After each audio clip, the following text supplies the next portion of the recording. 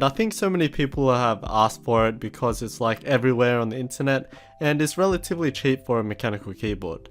There's pretty much nothing on the box, so we can open it, and again, hardly anything in here. We have the manual and a warranty card, and then the keyboard itself in a foam sleeve and is also protected by some soft cell foam. Alright, so here's the keyboard itself, and first impressions is that it's quite light, narrow and slim for a mechanical keyboard, especially for a full-size keyboard. The reason as to why it's so light is because it uses thin plastic and aluminium for the build, just like many of the keyboards in this class. The black plastic has a slight texture to it, but is smooth, so fingerprints won't show, and the aluminium is brushed, but again it's quite smooth, so fingerprints aren't as apparent as more coarser brushed aluminium finishes. And the brush finish is something that people will love or hate. Personally, I prefer something a bit cleaner, like a smooth anodized finish. At the top right, we have our LED lock indicators, which are quite large, and then the Motospeed logo. This is a generic board, and I've seen a number of other brands on the same keyboard, but overall the case is quite simplistic in the aesthetic, which I do appreciate. Here's a look at the side profile. It's quite slim for a mechanical keyboard and quite flat as well, with its natural incline being fairly flat, but also since there's no plastic top shell, it looks even slimmer, even though it really isn't. And without a top shell, it has a floating key design, so the key switches are exposed from the side, which again you may like, so it's just like on the Corsair keyboards.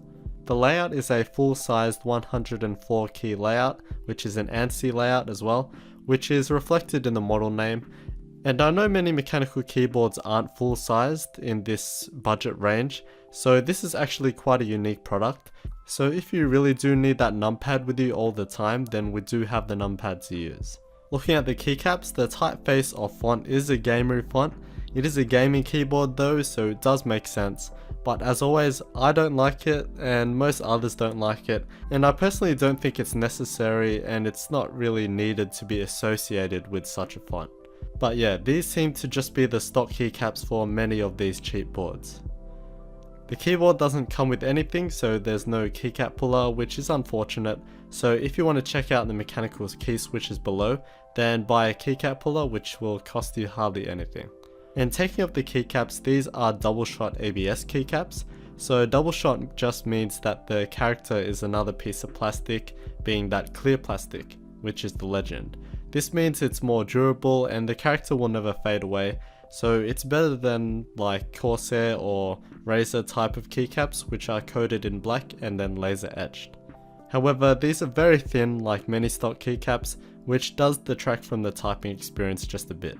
And underneath these keycaps are the key switches. These use Ultimate Blue switches, which is an extremely common Chinese clone of the German-made Cherry MX key switches. So basically they mimic the Cherry MX Blues but are a touch stiffer and a bit louder. And since they are clones, yes, you can chuck on whatever aftermarket keycaps you want.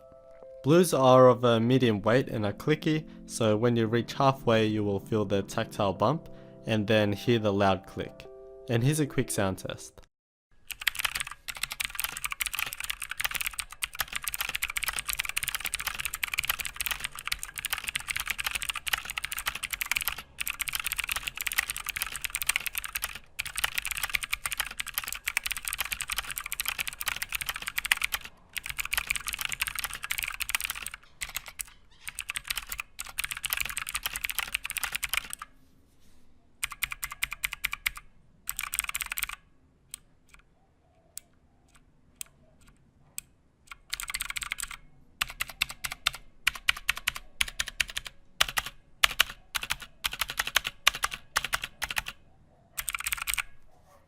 And now to the lighting. This is an RGB keyboard, which is a nice feature to have.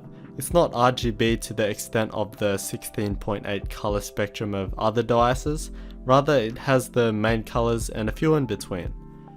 First I'll press function and escape to reset the keyboard, and as always the lighting is controlled by the function key with the up and down arrow keys controlling the brightness. There's a couple of preloaded profiles on the keyboard for different games, from 1 to 5.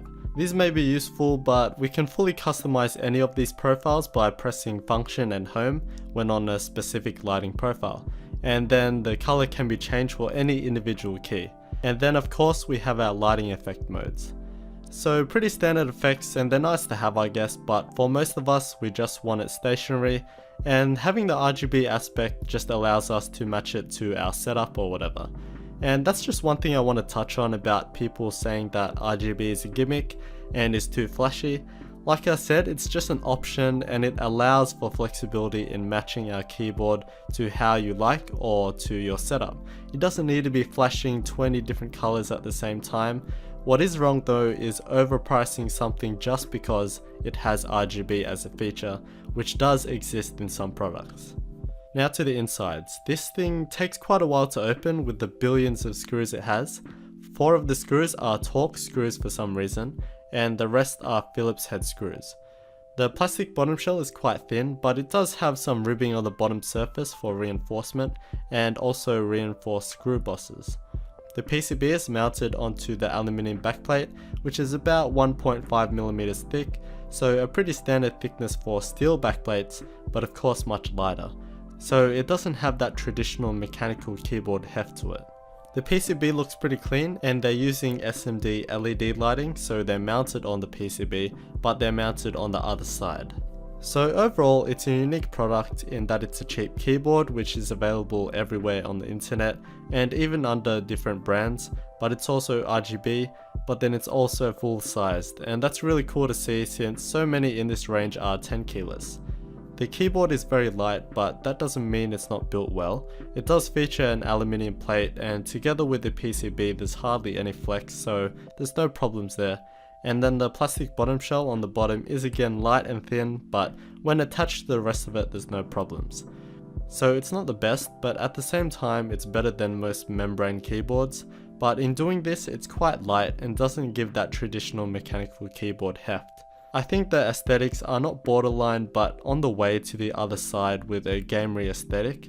The shape is absolutely fine, but it's the brushed aluminium, gamery font on the keycaps and the excessive top right corner that just make it a touch more messy, but still it's a taste thing and it's still quite clean overall. And with all that said, if you have a tight budget then this may be the one for you. Otherwise, if you can, just save up a bit more and treat yourself to something a bit more better built.